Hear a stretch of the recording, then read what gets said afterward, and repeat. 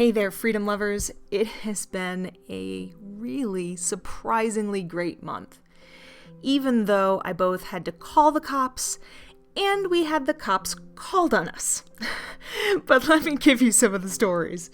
So, when I last left off with our course update, we were just about to do our big move across town. And this is the first time we've had to do anything like this.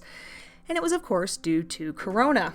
In about mid-May, the condo that we'd been living in since January, we needed to get out of because some vacationers from Texas decided they didn't want to cancel their reservations. So we needed to find an alternative place to stay. We couldn't continue to extend our stay in place there.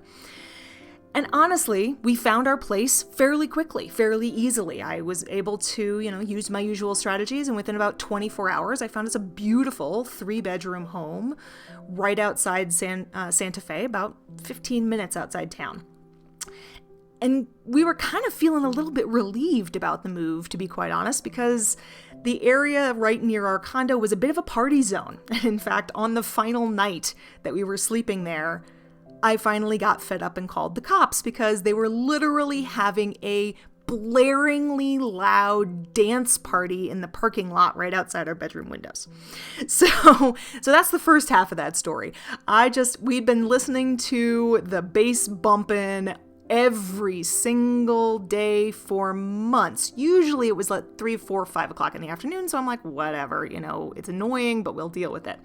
This time it was 11 o'clock at night. And I wanted to go to sleep. So that was the end of that. But, as you can imagine, moving in the middle of a pandemic is a little nerve-wracking.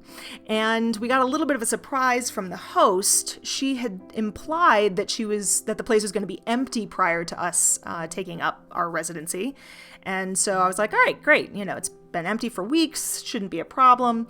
Well, then she and her whole family, kids and grandkids, decided to fly in from Texas and were spending a good section of the week just prior to us starting to live there in the house. So I had a disinfecting adventure.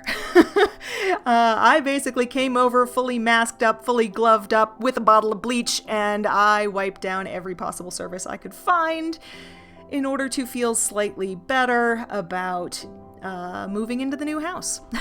So it took us about 1 day to pack everything and move it over, several car rides back and forth.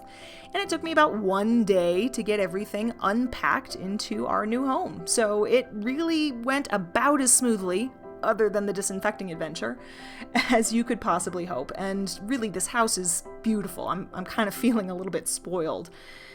We did have, however, the fun, let's call it, of an altercation with one of our new neighbors. I was in the backyard recording videos for you all, as I do, and a neighbor, let's just say, got a little upset about it. It was 10 o'clock in the morning, and she starts quite literally cussing me out, telling me to shut the up.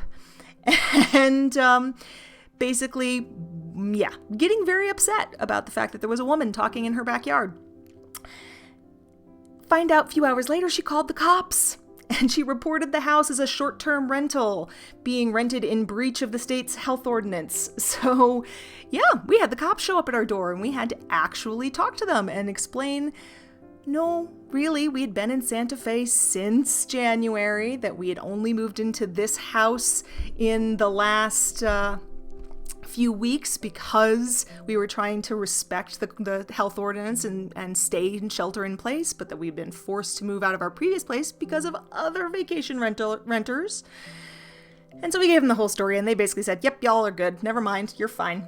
But let's just say, having guys with masks and badges and holsters show up at your front door, not such a fun thing. And I will also fully admit that I was very, very, very conscious of the white privilege in that moment, because I am confident that had we not been a white family, that conversation may have gone very differently. So owning my privilege, acknowledging it, being abashedly grateful for it, and recognizing that that would not have been the same story for many other families. So that was our big drama for the month. And the bigger thing was that we really got the joy and the fun of getting back into the swing of our weekend adventures and getting to explore the surrounding area here in New Mexico. The day after my birthday, we drove up to Taos, New Mexico. And, originally we were thinking that we wanted to visit some of the Native American reservations there, do some world schooling around Native American cultures.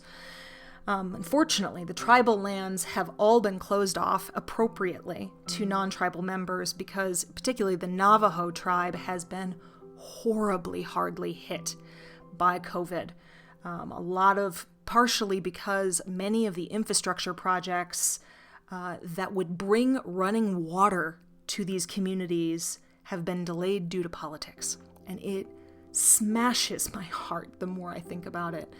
So if you do feel moved to offer support, we're going to put the URL for donations to help the Navajo Nation here in New Mexico right here in the video.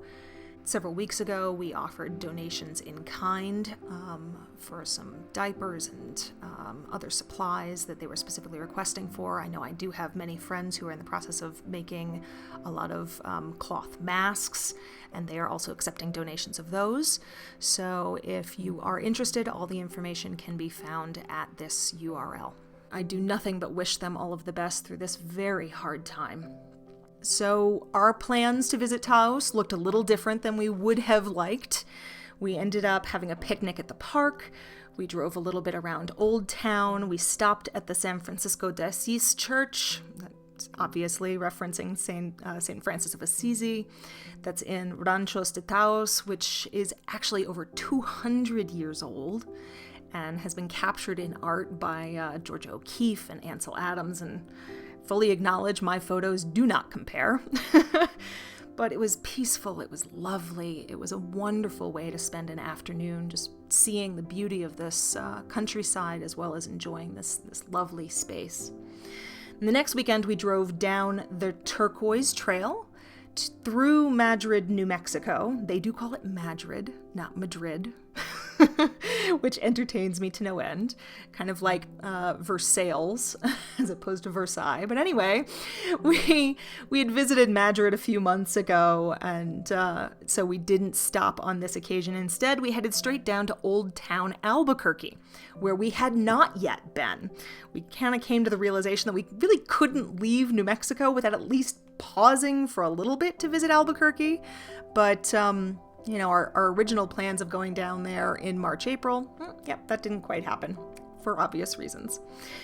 But I have to admit, one of my favorite parts about going down to Albuquerque was listening to our pumpkin learn how to repeat back the word Albuquerque.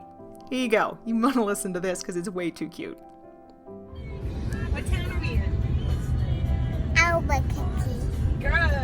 That's right. So we took a stroll down Old Town, we visited the San Felipe Church, we explored the Old Town Square, and really just kind of enjoyed the architecture, enjoyed the shops, although we didn't go into any of them. And other than wearing masks and not going into the shops and not stopping and having a meal, which is what we normally would have done on such a trip, it almost felt like life pre-COVID. So that was awesome. Then this final weekend, we decided to just go back downtown Santa Fe and take a look at some of our old favorite places. We drove down Canyon Road to explore some of the art and appreciate some of the art again. We ended up happening across a Black Lives Matter protest that was in progress on the plaza in downtown Santa Fe, which honestly, had we known about in advance, we likely would have planned to join anyway. I will admit it's rather hard to get the memo on some of these events in our current lifestyle. You just never know. All the ones that I've heard about had already happened by the time I had heard about them. So it was kind of the universe giving us the opportunity to plug in and share our voices and cheer on. We stayed to hear a couple of the speakers and the mayor talking about the work that they were going to be doing. And, I did my best to clap and cheer and encourage the work. But toddler attentions being what they are, I think we probably stayed for about a half an hour before she was all done. So we continued to walk around, check out some of our favorite spots downtown in Santa Fe, many of which were closed, some of which were open, and really this is just kind of, our last few chances to wrap up our final days here in Santa Fe. Our next update, I'll be sharing our road trip from New Mexico through the Rocky Mountains to Yellowstone and Grand Tetons, and then west to Portland, Oregon. So if you like this new format for our course updates, please comment below this video, like and share it with others. And if you're curious about how we make this lifestyle living full-time in Airbnbs, saving usually about 49% off of the nightly published rates, then I've also created a free training video which you can get at chosencourse.com/Airbnb, which might help you save a bunch of money off of your next location-independent adventure. So whether you're exploring the world or your tiny corner of it, happy travels, freedom lover. We'll see you soon.